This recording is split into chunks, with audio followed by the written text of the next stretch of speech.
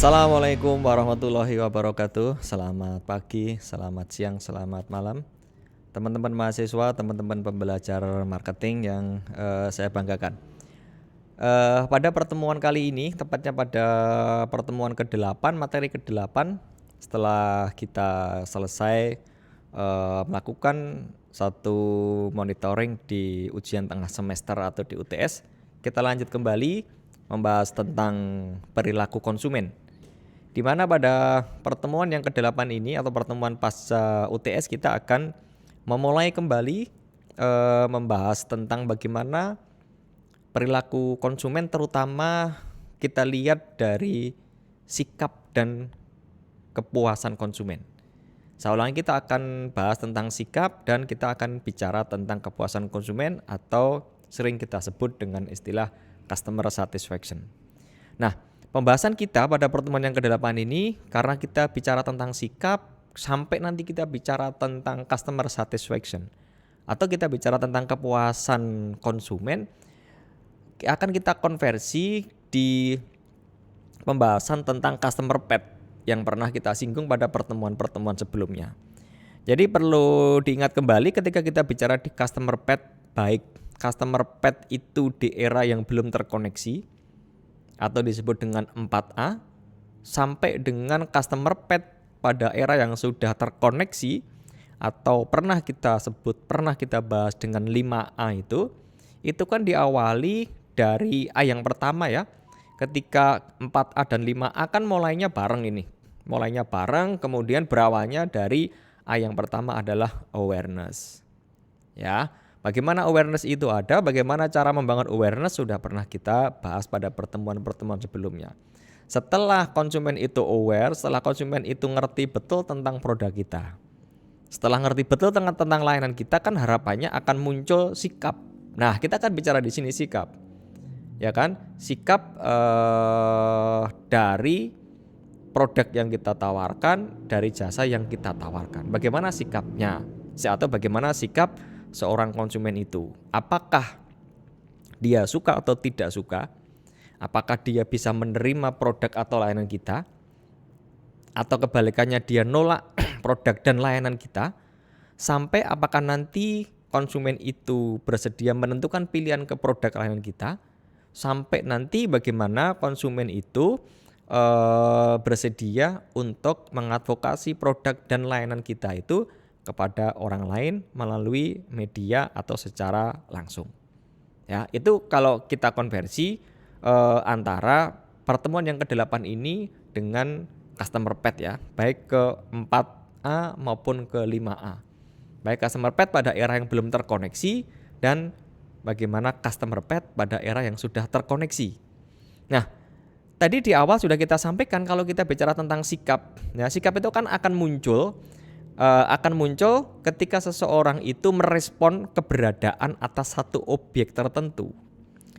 Saya ulangi, sikap ini akan muncul sebagai respon dari seseorang atas satu objek tertentu. Nah, baik suka atau tidak suka sudah saya sebut, baik menerima atau tidak menerima sudah saya sebut. Nah, bagaimana kalau kita bicara tentang sikap konsumen? Nah, kalau kita bicara sikap konsumen ya berarti perasaan suka atau tidak suka, perasaan bisa menerima atau tidak bisa menerima, ya kan, perasaan senang atau tidak senang dengan produk yang kita tawarkan, dengan strategi penetapan harga yang kita tawarkan, dengan strategi promosi yang kita tawarkan, atau dengan saluran distribusi yang kita gunakan untuk mendekatkan antara produsen sampai ke konsumen. Berarti di situ muncul satu sikap, suka atau tidak suka. Dan tadi juga sudah saya sampaikan, harapannya ketika memang nanti suka itu kan akan berlanjut kepada level yang berikutnya. Apa level berikutnya setelah suka ya, setelah awareness, kemudian muncul A yang kedua, ya kan? Suka atau tidak suka, harapannya nanti akan ada action. Nah, itu kalau kita bicara di 4A atau di 5A. Nah, ini kan berarti kita bicara tentang bagaimana sikap. Ya. Terus yang bisa kita sampaikan pada pertemuan ini, ya kan? Ternyata kalau kita bicara tentang sikap itu kan ada model sikap, ya. Model sikap itu kan secara sederhana kan ada 3 komponen. Ya, model sikap itu kan ada 3 komponen. Komponen yang pertama dari model sikap di sini. Berarti kita bicara tentang kognisi atau kita bicara tentang cognition. Ya. Kemudian model yang kedua kita bicara tentang afektif, ya kan? Kognisi, ya kan? Cognition, afektif, ini bicara tentang perasaan. Dan yang ketiga kita bicara tentang action atau tindakan atau kita bicara tentang konasi. Nah, tadi kita bicara sikap adalah perasaan suka atau tidak suka terhadap objek tertentu. Berarti kalau kita bicara tentang pemasaran berarti perasaan suka tidak suka terhadap produk, terhadap layanan, terhadap promosi, terhadap harga, terhadap distribusi, terhadap promosi. Nah, apakah nanti komponen yang pertama, apakah itu sampai di komponen yang pertama yaitu di pikiran atau secara akal, ya kan? Atau secara emosi, ya kan? Kita bicara tentang perasaan afektif atau sampai ke adanya tindakan. Ini model 3 sikap. Seperti ini penjelasannya. Ya kan? Tadi kita bicara tentang komponen kognitif. Kalau kita bicara tentang komponen kognitif, ya kan? Berarti pengetahuan dan persepsi yang diperoleh berdasarkan kombinasi pengalaman yang secara langsung dengan objek, ya kan? Dan informasi yang berkaitan dari berbagai macam sumber. Ini kalau kita bicara di model yang pertama tentang komponen kognitif. Yang kedua adalah komponen afektif. Tadi kita bicara tentang perasaan di sini. Kita bicara tentang emosi di sini. Emosi atau perasaan konsumen terhadap produk atau merek tertentu. Ya kan? Bisa jadi suka tidak suka itu kan karena memang adanya komponen afektif kan. Ya, adanya emosi. Kemudian kalau kita bicara tentang komponen konatif, tadi kita bicaranya ke action, kita bicaranya adalah ke tindakan. Kemungkinan atau kecenderungan bahwa seseorang akan melakukan tindakan khusus atau melakukan perilaku dengan cara tertentu terhadap objek tertentu. Ini kalau kita bicara tentang model 3 komponen. Yang berikutnya kita bicara tentang model multi atribut. Ya. Kita bicara tentang model multi atribut. Nah, yang dimaksud dengan model multi atribut berarti bagaimana meneliti sikap konsumen terhadap atribut produk. Nah, atribut produk kan macam-macam kan. Keyakinan terhadap produk yang dipilih. Nah, berarti dari model multi atribut itu nanti akan kita bahas apakah akan kita lihat dari model sikap terhadap objek.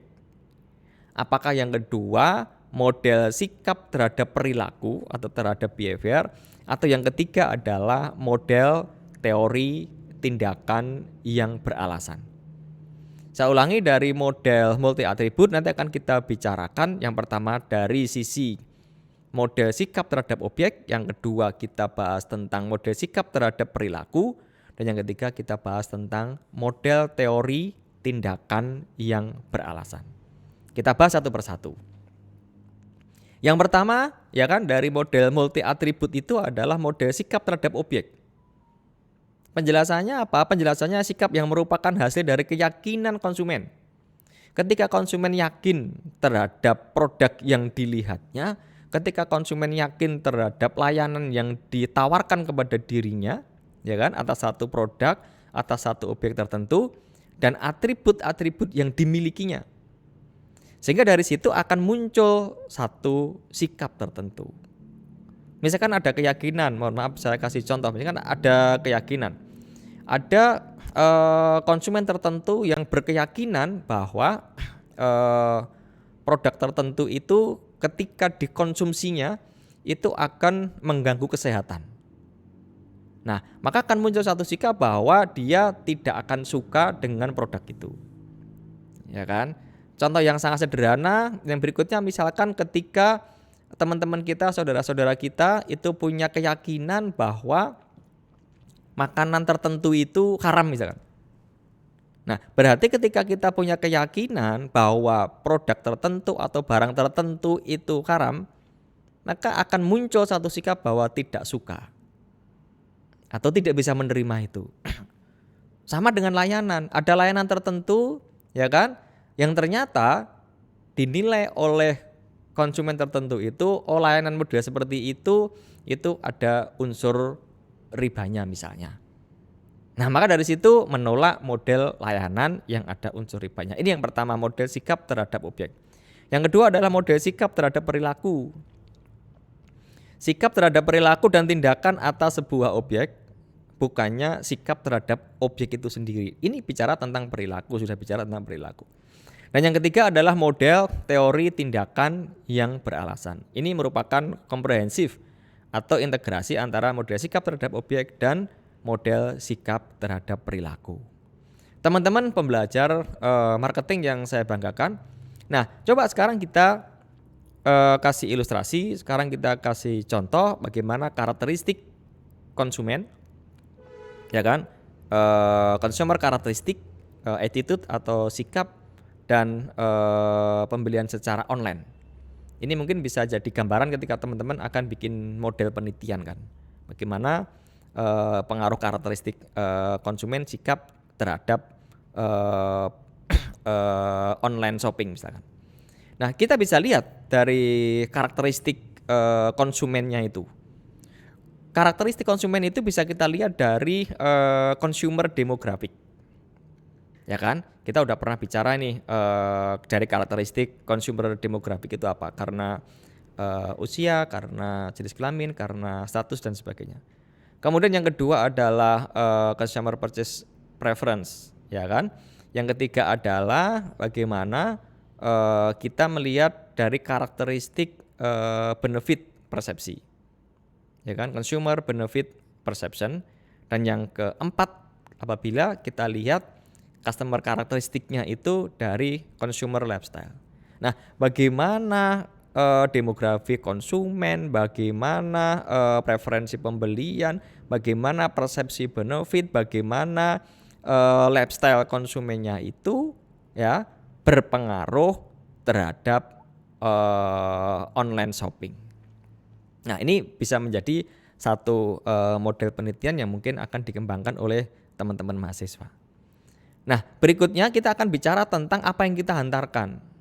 Ya, sebagai seorang pemasar kan harus mampu mendeliver, mampu menghantarkan dari produk atau dari layanannya. Kita bicara tentang value berarti. Dan kita udah pernah bicarakan kan value itu apa? Value bisa kita katakan rasio antara total manfaat itu dibanding dengan total biaya. Maka akan muncul di situ value. Berarti semakin besar value yang kita tawarkan itu akan memiliki competitive advantage. Maka pemasar berlomba-lomba, produsen berlomba-lomba untuk mengantarkan value sebanyak-banyaknya. Mengantarkan value setinggi-tingginya dibandingkan dengan value yang ditawarkan oleh para kompetitornya. Nah, kembali saya kasih contoh, kembali saya kasih ilustrasi kan. Jadi penentu nilai yang diterima pelanggan. Karena ukuran pelanggan itu ketika menentukan pilihannya kan dilihat pada value-nya. Nah, tadi kita bicara, kalau kita bicara tentang nilai kan, ya nilai itu bisa dari nilai produk, bisa dari nilai pelayanan, bisa dari nilai karyawan, bisa dari nilai citra. Nah, maka kalau ini diakumulasikan, di sini akan muncul namanya jumlah nilai bagi pelanggan. Jumlah nilai yang diantarkan bagi pelanggan.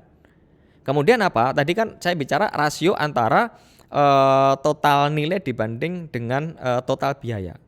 Maka kita bandingkan sekarang, kita bandingkan dengan total biaya yang dikeluarkan untuk memperoleh value itu. Mulai dari biaya moneter, kemudian biaya waktu, kemudian biaya tenaga, kemudian biaya-biaya fisik yang lainnya. Nah, maka di situ akan muncul nilai yang diterima oleh pelanggan. Customer deliver value. Ini kalau kita bicara tentang bagaimana kita menghantarkan nilai. Nah, karena tadi kita bicara bahwa nilai ini akan menjadi satu prioritas bagi seorang konsumen untuk menentukan pilihan terhadap produk atau layanan tertentu, ini kan ada hubungannya dengan bagaimana upaya-upaya pemasar itu untuk membangun customer satisfaction. Ya kan? Di awal sudah kita sampaikan, di pertemuan ini kan kita bicara tentang sikap dan kita bicara tentang kepuasan konsumen. Kita bicara tentang sikap dan kita bicara tentang customer satisfaction. Berarti apa? Semakin banyak nilai yang kita hantarkan kan harapannya kita akan mampu membangun customer satisfaction. Dan nanti akan kita sampaikan bahwa ketika kita hanya mampu memberikan harapan, kita bisa memenuhi harapan, ya kan? sama dengan kinerja yang kita tawarkan, itu kan nilainya masih sangat kurang. Berarti kita harus mampu memberikan kinerja yang jauh lebih tinggi dibandingkan dengan apa yang menjadi harapan seorang konsumen itu. Sehingga tidak hanya sekedar bagaimana konsumen itu puas, tapi bagaimana konsumen itu bisa sangat puas, seperti itu. Oke, berarti kita langsung bicara ke customer satisfaction. Nah, secara general kita sampaikan bahwa customer satisfaction atau kita sebut dengan CS ya untuk berikutnya. Ini kan merupakan satu perasaan ya, perasaan seorang konsumen setelah dia mengkonsumsi produk tertentu, setelah dia mengkonsumsi layanan tertentu, dan dia membandingkan antara apa? Membandingkan antara ya kan, harapan dengan kinerja produk yang diterima. Ya, saya ulangi, membandingkan antara apa? Membandingkan antara kinerja produk yang diterima dengan harapannya. Nah, harapan ini muncul dari mana? Karena setiap konsumen kan ketika mau mengkonsumsi produk, ketika mau mengkonsumsi layanan, pasti dia punya harapan-harapan tertentu. Nah, harapan ini kan bisa terbentuk diantaranya dari mana? Harapan bisa terbentuk diantaranya dari iklan. Jadi harapan itu muncul dari pemasar sebetulnya. Dengan strategi iklan yang dibuat, dengan strategi iklan yang dikirimkan kepada calon konsumen, sehingga itu akan membentuk sebuah harapan. Yang kedua, harapan itu bisa muncul dari mana? Harapan itu bisa muncul dari cerita orang yang pernah mengkonsumsi produk. Bahkan harapan itu bisa muncul dari mana? Harapan itu bisa muncul dari para kompetitor atau dari para pesaing kita. Nah, sekian sumber-sumber yang bisa membangun harapan itu kan menjadi modal awal konsumen untuk mengatakan dia puas atau tidak puas.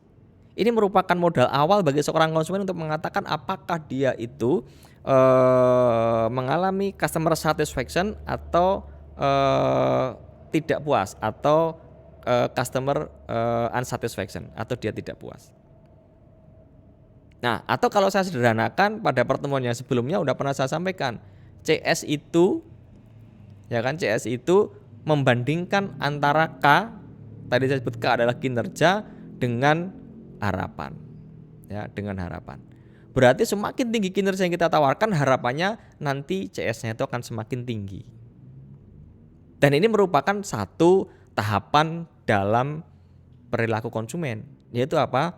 Yaitu melakukan evaluasi pasca pembelian. Jadi apa? CS itu akan muncul ketika dia sudah mengkonsumsi produk atau layanan itu. Ya, ini kalau kita bicara tentang customer satisfaction. Nah, bagaimana tahap pasca pembelian? Ya. Sehingga apa? Tahapan ini tidak hanya tahapan mulai dari awal konsumen, tapi ada lagi tahapan pasca pembelian. Ini tahapannya. Ini teman-teman. Jadi ini adalah tahap pasca pembelian produk. Cara membahasnya mulai dari bawah ya.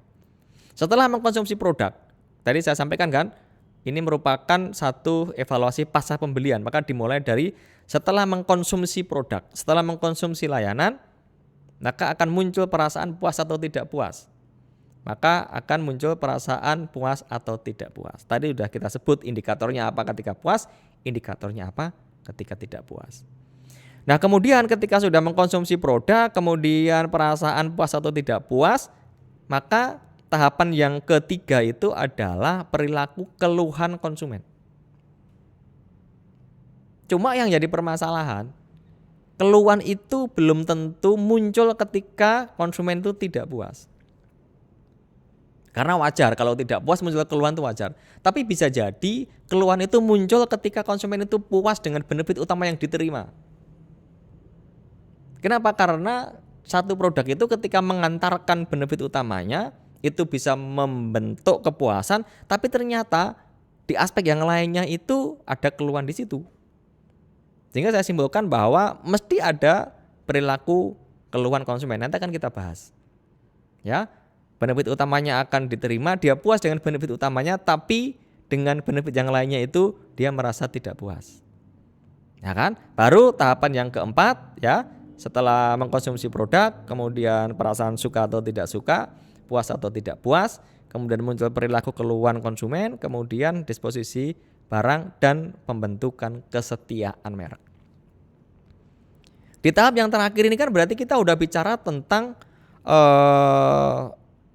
customer loyalty, loyalitas kan. Pembentuk kesetiaan kan berarti pembentuk loyalitas. Bagaimana nanti konsumen itu harapannya ketika dia benar-benar puas, ya kan, nanti akan terbentuk yang disebut dengan loyalitas. Loyal terhadap merek, loyal terhadap produk, atau bisa jadi loyal terhadap corporate. Ya, loyal terhadap korporasi. Ini tahap fase pembelian produk. Nah, berikutnya kita akan sampaikan tentang bagaimana memberikan value, bagaimana cara memberikan nilai dan kepuasan pelanggan. Ya, kalau kita akan memberikan nilai, kalau kita akan memberikan kepuasan kepada pelanggan itu, kan kita bisa melalui dua jalur. Ya kan? Jalur yang pertama apa? Jalur yang kedua apa? Jalur yang pertama adalah memberikan nilai dan kepuasan melalui jaringan utama, dan yang kedua adalah memberikan nilai dan kepuasan pelanggan melalui jalur penunjang. Bagaimana kita akan memberikan nilai dan kepuasan pelanggan melalui jalur utama? Ya, kita mesti harus bisa mencari bahan baku yang benar-benar berkualitas. Kemudian kita produksi dengan cara yang benar, dengan cara yang efektif, dengan cara yang efisien. Kemudian kita mampu mendistribusikan, ya kan? Ada sentuhan-sentuhan marketing di situ. Kemudian bagaimana kita ngerti bagaimana strategi cara menjual yang benar, dan bagaimana kita menambahkan sentuhan-sentuhan servis di situ. Saya ulangi, berarti bagaimana kita memberikan nilai dan kepuasan pelanggan dari jalur utama, ya kita bisa melalui inbound logistik tadi saya sebut, dari bahan bakunya. Kemudian operationnya, bagaimana cara memproduksinya, ya kan? Kemudian outbound logistiknya, bagaimana cara kita mendistribusikan. Ya, karena apa? Belum tentu kita punya inbound logistik yang bagus, kemudian kita mampu memproduksi yang bagus, tapi kita mampu mendistribusikan atau outbound logistik kita juga bagus, belum tentu. Tapi kan idealnya ya kita bisa punya inbound logistik yang bagus, operation yang bagus, kemudian outbound logistik yang bagus. Dan kita kasih sentuhan-sentuhan tentang strategi marketing, kemudian selling yang bagus, dan juga ada service di situ. Layanannya seperti apa? Ini kalau kita bicara di jalur yang utama. Sementara ada jalur yang kedua dalam memberikan nilai dan kepuasan pelanggan, yaitu jalur penunjang. Nah, jalur penunjang itu diantaranya melalui apa? Diantaranya melalui infrastruktur. Yang pertama, ya kan? Yang berikutnya, penunjang itu bisa melalui bagaimana kualitas sumber daya manusia kita. Ini kan nyambungnya ke servis. Servis itu kan salah satu yang bisa memberikan itu adalah sumber daya manusianya, didukung dengan teknologi misalnya. Tapi kan teknologi ini kan bisa berjalan, teknologi ini bisa maksimal ketika operatornya itu kan juga punya kompetensi. Siapa operatornya? Adalah sumber daya manusia kita. Teknologi itu bisa maksimal ketika memang didukung dengan sumber daya manusia yang bagus di sini kan. Kemudian pengembangan teknologi kan termasuk penunjang, dan yang keempat itu adalah pengadaan sarana dan prasarana. Ya kan? Ini ada dua jalur kan, jalur utama dan jalur penunjang. Ketika kita akan memberikan nilai dan kepuasan kepada pelanggan. Bicara tentang customer satisfaction, bicara tentang kepuasan yang menjadi tujuan dari kegiatan-kegiatan pemasaran. Sekarang kita lihat sebetulnya teori-teori kepuasan itu ada apa saja. Ya, kita bicara tentang teori kepuasan. Saya akan bahas 1, 2, 3, 4, 5 teori kepuasan. Meskipun di luar 5 ini masih ada teori-teori kepuasan yang lainnya. Yang pertama kita bicara tentang teori kepuasan afektif eksperiental. Nah, yang kedua kita bicara tentang teori kepuasan, the expectation disconfirmation model.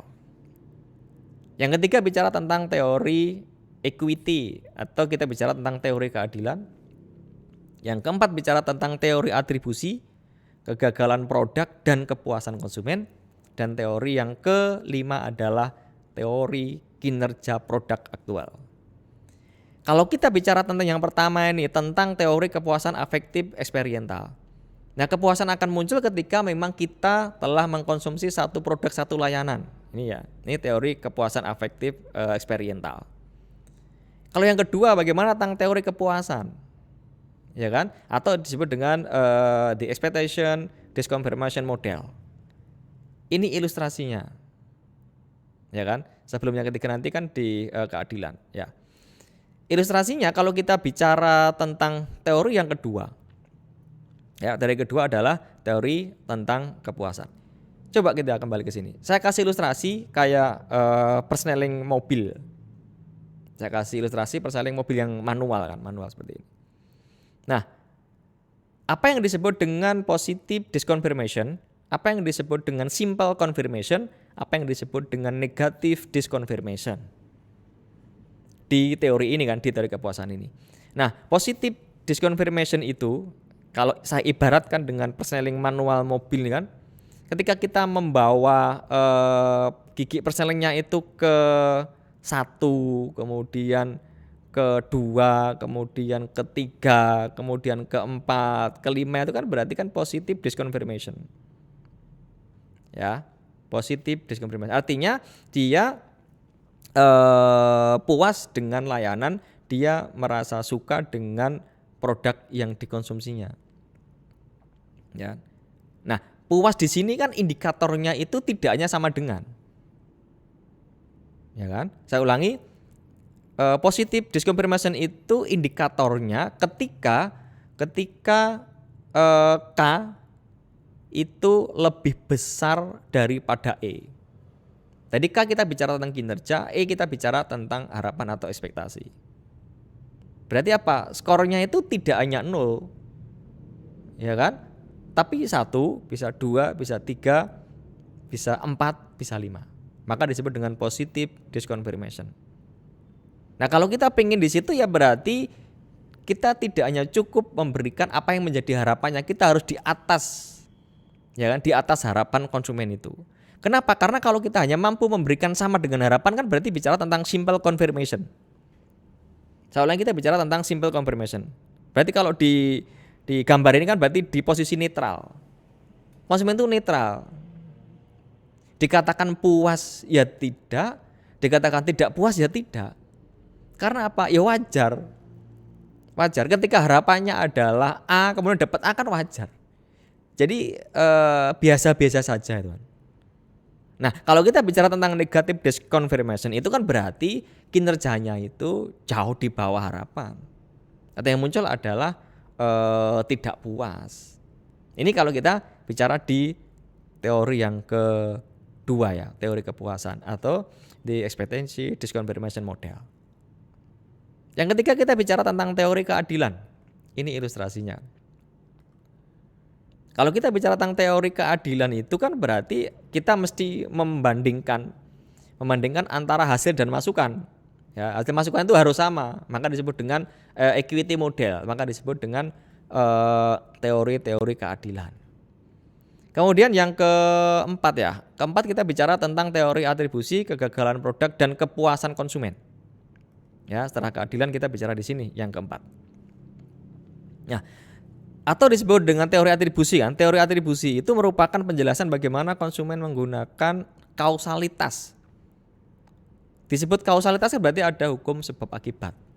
Ya, menyalahkan atau memuji sebab akibat pada kejadian atau akibat perilaku mereka atau perilaku orang lain.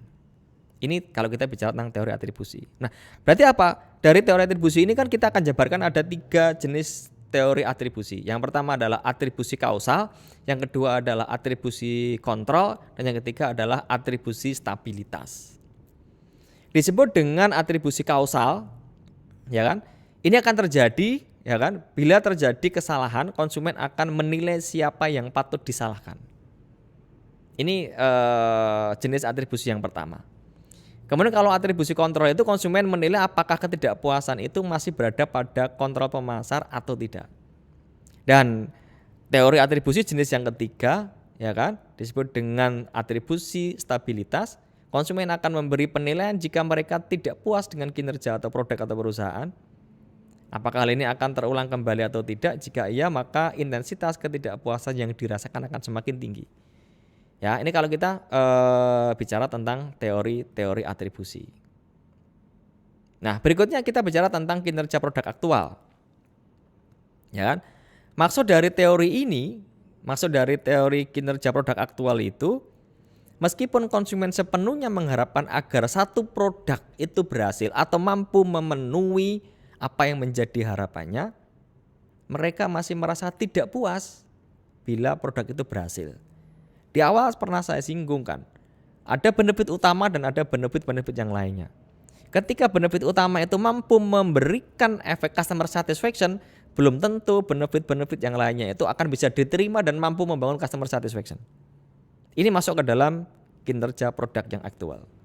Contohnya gimana? Contohnya seorang konsumen setelah melakukan pembelian alat penyedot debu, dan ternyata dari alat itu ketika digunakan, ini berhasil untuk menyedot debu, menyedot kotoran. Sesuai dengan harapannya lah. Tetapi ada hal yang lain yang menyebabkan dia itu tidak puas. Akan tetapi konsumen merasa tidak puas. Tidak puasnya karena apa? Tidak puasnya bukan karena kemampuan dalam menyedot debu atau kotoran, enggak. Tapi tidak puasnya itu dikarenakan efek yang dimunculkan, efek suaranya itu berisik. Ya, di satu sisi dia puas, tapi di sisi yang lainnya dia tidak puas, maka masuk ke dalam sini kinerja produk yang aktual. Dan masih banyak contoh yang lainnya misalkan, ya kan? Di satu sisi produk itu mampu menghantarkan value utamanya, tapi yang lainnya itu akan berdampak yang tidak bisa diterima atau tidak puas. Ini kita bicara tentang kinerja produk yang aktual. Nah, yang terakhir kita bicara tentang kualitas produk, karena kita bicara tentang kepuasan itu kan tidak luput dari kualitas dari satu produk itu sendiri. Kalau kita bicara tentang kualitas produk, kita bicara tentang dimensi-dimensinya, kita bicara tentang indikator-indikatornya, teman-teman bisa pahami, bisa pelajari teorinya Garvin. Mulai dari fitur sampai estetik misalkan kan, kita sesuaikan dengan produk kita itu apa. Ya kan? Kualitas produk ini menjadi perhatian yang semakin meningkat di era yang sekarang, ya kan? Hal ini terjadi karena keluhan konsumen semakin lama semakin terpusat pada kualitas yang buruk dari produk, ya, baik pada bahan maupun pada pekerjaannya. Ya, ini beberapa contoh. Saya kasih satu ilustrasi, satu contoh.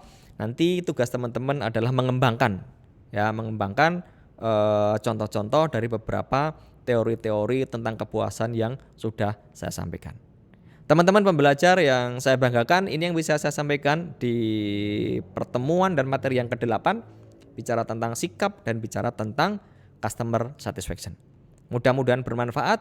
Jika ada beberapa hal yang belum jelas, yang perlu kita diskusikan, silakan teman-teman bisa menyampaikan materi-materi untuk diskusi kita di LMS yang sudah tersedia. Sekali lagi demikian yang bisa saya sampaikan. Terima kasih atas perhatiannya, mudah-mudahan bermanfaat. Assalamualaikum warahmatullahi wabarakatuh.